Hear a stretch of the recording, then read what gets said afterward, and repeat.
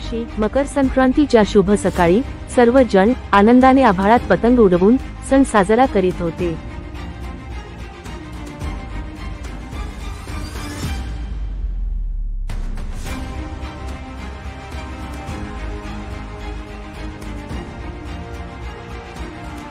एका दुष्ट राक्षसाला लोकांचे हे सुख बघवले नाही, म्हणून त्या दुष्ट राक्षसाने मकर संक्रांतीच्या शुभ दिवशी शहरावर हल्ला केला।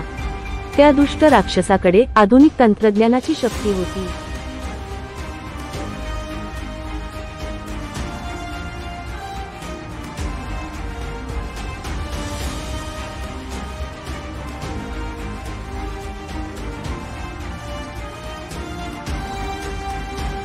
थांबवण्यासाठी आणि शहराचे रक्षण करण्यासाठी हिंदू रिव्हेंजर्स तिथे उपस्थित झाले आणि त्यांनी राक्षसावर आक्रमण केले।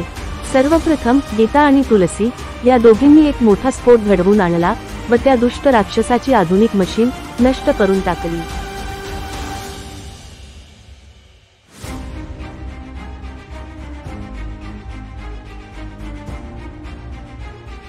मग नारायण, विनायक आणि विश्वनाथ या तिघांनी मिळून गोळीबार करून त्या दुष्ट राक्षसाचा सर्वनाश केला।